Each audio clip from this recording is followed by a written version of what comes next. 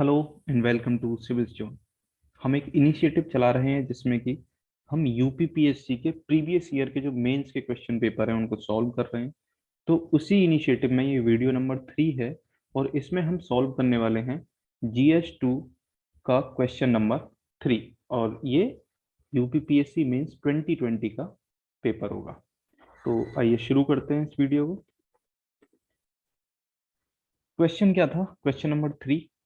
Already 2 question हम solve कर चुके हैं, आप प्लेलिस्ट में देख सकते हैं उनको। तो question was critically analyse the role of the inter state council in promoting cooperative federalism in India. 8 marks का क्वेश्चन था और 125 वर्ड्स में हमको ये लिखना था। स्ट्रेट फॉरवर्ड है, ज्यादा कुछ है नहीं। आपको सबसे पहले तो इस वर्ड पे फोकस करना होगा, क्रिटिकली एनालाइज।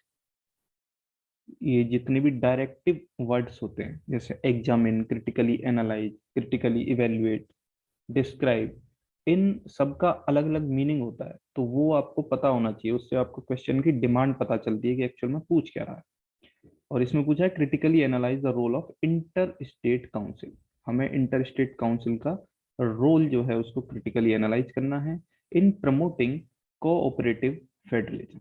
तो ये 3 कीवर्ड्स हैं, critically analyse, inter state council and cooperative federalism. 8 marks का क्वेश्चन है और 125 वर्ड्स में लिखना है। हिंदी में पढ़ लेते हैं एक बार। भारत में सहकारी संघवाद को बढ़ावा देने में अंतरराज्यीय परिषद की भूमिका का आलोचनात्मक विश्लेषण कीजिए। तो सबसे पहले क्रिटिकली एनालाइज अगर लिखा हुआ है तो उसका मतलब है आपको जो भी क्वेश्चन में पूछा है, जैसे यहाँ पर इंटर स्टेट काउंसिल है तो इसकी कुछ अच्छाइयाँ बतानी है, कुछ बुराइयां बतानी है, और उसके बाद अपने किसी एक कंक्लूजन पे आपको पहुंचना है ना। यानी यहाँ पे आपको फ्रीडम दी जाती है कि आपकी मर्जी है, चाहे आप कोऑपरेटिव फेडरलिज्म के पक्ष में लिखें चाहे विपक्ष में, लेकिन जिस भी बारे में आप लिखें उसके लिए आपके पास कुछ सॉलिड फैक्ट्स होने चाहिए, है ना। और हम शुरू करते हैं इसके आंसर को। तो आपको पता है कि क्वेश्चन के 3 पार्ट्स होते हैं मेनली। सबसे पहले होगा अ, आपका इंट्रोडक्शन। उसके बाद एक इंटरकनेक्टिंग लाइन होती है, हालांकि आप इसे इंट्रोडक्शन में भी मान सकते हैं। सेकंड पार्ट होता है बॉडी और लास्ट पार्ट होता है आपका कंक्लूजन। तो इसका पहले आंसर हम देखें उससे पहले हम सिलेबस देख लेते हैं कि ये क्वेश्चन कहाँ से पूछा गया है। तो हमारे सिलेबस का एक पार्ट है functions and responsibility of the union and states, issues and challenges pertaining to the federal structure. तो ये जो फेडरल स्ट्रक्चर है यहीं से एक क्वेश्चन उठाया गया है। हिंदी में अगर पढ़ें, संघ एवं राज्यों के कार्य तथा उत्तरदायित्व, संघीय ढांचे से संबंधित विषय, संघीय ढांचा, यहीं से क्वेश्चन पूछा गया है, कोऑपरेटिव फेडरलिज्म। आगे भी है इसका और अगर आप एक्सटेंशन देखें तो devolution of powers and finances up to local level and challenges in them. तो आइए शुरू करते हैं इसका आंसर। तो मैंने इंट्रोडक्शन क्या लिखा है? इंट्रोडक्शन में मैंने लिखा है कि the constitution of India provides a dual polity with a clear division of powers between the union and the states, each being supreme within the sphere allotted to it। यानी कि कॉन्स्टिट्यूशन ऑफ इंडिया ने भारत को एक clear division of power provide की है। Union और state के बीच में क्लियर डिवीजन ऑफ पावर है, अपने अपने क्षेत्र में दोनों सुप्रीम है ना। और Indian federalism is not the result of an agreement between independent units. यानी कोई आपस में एग्रीमेंट नहीं है स्टेट्स के बीच में या स्टेट और सेंटर के बीच में, जैसे कि यूएसए में है। यहाँ पर एक फेडरेशन है और इस फेडरेशन को कोई भी स्टेट लीव नहीं कर सकता, है ना। जैसे यूएसए में है कि वो एक तरीके का एग्रीमेंट है, लेकिन यहाँ ऐसा नहीं है। तो इंट्रोडक्शन ये लिख सकते हैं आप या कुछ और भी लिख सकते हैं, है ना। तो यहाँ से आपको एक वे पता लग जाएगा कि किस तरीके का इंट्रोडक्शन आपको लिखना चाहिए। अब इंटरकनेक्टिंग लाइन क्या लिखी है? The interstate council is a constitutional body to facilitate coordination between states and the centre.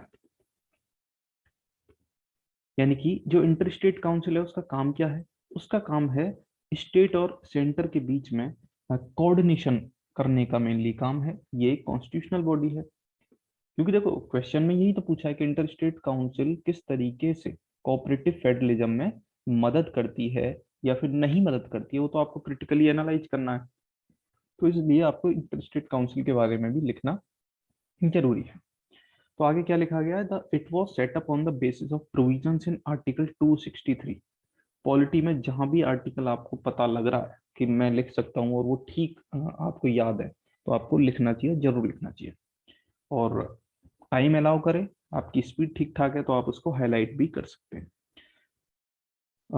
It was set up on the basis of provisions in Article 263 of the Constitution of India by a Presidential Order 1990 on the basis of recommendation of Sarkaria commission. तो Sarkaria commission की recommendation आई थी, उसके बाद article 263 के तहत 1990 के presidential order के बाद इंटर स्टेट काउंसिल को बनाया गया। तो देखो 125 वर्ड्स में लिखना है तो इतना ज्यादा लिखने की जरूरत नहीं है, क्योंकि मॉडल आंसर है, इसलिए मैंने थोड़ा डिटेल में इसको लिखा है। आपको 125 में लिखना है तो शायद अपने जो वर्ड्स बन रहे हैं वो लगभग 200-225 के अराउंड है, तो आपको तो इससे कम ही लिखना है। तो next is body part, main part यही है। तो इसमें देखो क्रिटिकली एनालाइज है तो आपको बेनिफिट भी बताने होंगे और कुछ इसकी जो लिमिटेशन है वो भी बतानी होंगी। तो इंटर स्टेट काउंसिल के बेनिफिट्स क्या हैं? नंबर एक बेनिफिट है कि ये एकमात्र मल्टीलेटरल सेंटर स्टेट फोरम है that operates directly with in the framework of the constitution. Constitution में एकमात्र यही इसके ही बारे में जिक्र किया गया है जहां पर कि सेंटर और स्टेट बैठ के डिस्कशन कर सकते हैं, कोऑर्डिनेशन कर सकते हैं ना। अदरवाइज जो जोनल काउंसिल है वो कॉन्स्टिट्यूशनल बॉडी नहीं है, वो स्टेचुटरी बॉडी है ना। और इसी तरीके से जितनी भी बॉडीज हैं जहां पर कि बैठ के सेंटर और स्टेट कुछ नेगोशिएशन कर सकते हैं, है ना, कोई डिस्कशन कर सकते हैं, वो सब स्टेचुटरी इंस्टीट्यूट्स हैं। तो आर्टिकल 263 के तहत ये कॉन्स्टिट्यूशनल बॉडी है, नंबर एक, ये बहुत बड़ा बेनिफिट है। नंबर दो, the council help bridge the trust deficit between the centre and the state. If it does not always play a problem solver, it at least act as a safety valve। अगर ये किसी problem को solve नहीं कर पाता है तो कम से कम एक सेफ्टी वॉल्व की तरह तो काम करता ही है ना। तो ये बेनिफिट हो गए, दो बेनिफिट काफी है। इसके बाद आपको इसकी लिमिटेशन भी लिखनी होगी। तो लिमिटेशन में क्या लिख सकते हैं आप? कई सारी लिमिटेशन है, उनमें से आपको दो या तीन ही लिखनी है बस, है ना। सबसे पहला, it is just a recommendatory body, यानी ये बाध्यकारी बॉडी नहीं है, केवल रिकमेंडेशन दे सकती है। नंबर दो, the inter state council is not a permanent body, permanent नहीं है ना। इसको राष्ट्रपति अपनी मन से इसको स्वीकृति देता है। आगे लिखा हुआ है कि rather president can establish it at any time if it appears to him that the public interest would be served by the establishment of such a council। अगर राष्ट्रपति को लगता है कि मुझे जरूरत है एक काउंसिल बनाने के बाद कोई जो विवाद चल रहा है वो सॉल्व हो सकता है ना, या फिर थोड़ा ठंडा हो सकता है वो विवाद, तो प्रेसिडेंट अपनी मर्जी से इसको बना सकता है, परमानेंट बॉडी है नहीं। Interstate council has had just 12 meeting since it was set up in 1990। ये एक लिमिटेशन है क्या कि अ, अब तक केवल 1990 के बाद अब तक 31 वर्ष हो चुके हैं, लेकिन इसकी केवल और केवल 12 मीटिंग हुई है ना। तो ये एक बहुत बड़ी ड्रॉबैक है कि इसका कोई फायदा हो ही नहीं रहा, है ना। जबकि प्रॉब्लम बहुत सारी हैं स्टेट्स के बीच में और स्टेट और सेंटर के बीच में कितनी लड़ाइयाँ हैं, लेकिन इसका कोई फायदा ज्यादा मिला नहीं है। तो ये लिमिटेशन हो गई, इनमें से दो भी लिख दें आप तो सफिशियंट है, क्योंकि वर्ड लिमिट का भी आपको बहुत ध्यान रखना होगा। नेक्स्ट इज कंक्लूजन पार्ट, ये भी बहुत इंपॉर्टेंट पार्ट है। एक पॉजिटिव नोट पे इस आंसर को हमें खत्म करना होगा। देखो बेशक क्रिटिकली एनालाइज लिखा हुआ है क्वेश्चन में, लेकिन आप ये तो मानेंगे कि इंटरस्टेट काउंसिल कोई बुरी चीज तो है नहीं, तो आप कंक्लूजन में ये तो लिखेंगे नहीं कि इंटरेस्टेड काउंसिल बुरी चीज है, ये नहीं होनी चाहिए, ऐसा कुछ तो लिखना नहीं है। पॉजिटिव नोट पे ही इस क्वेश्चन को खत्म करना है। तो यहाँ पे क्या लिखा गया है, इसमें लिखा गया है the interstate council is the most dynamic platform to discuss policies and strengthen the center-state relation. This works as an instrument for cooperation, coordination, and the evolution of common policies, and acts as a bridge to trust deficit between center and state. यानी inter state council एक dynamic platform है जहां पर कि centre और state के relation मजबूत हो सकते हैं, है ना। और ये आपस में कोऑपरेशन बढ़ाने के काम आता है, कोऑर्डिनेशन बढ़ाने के काम आता है ना।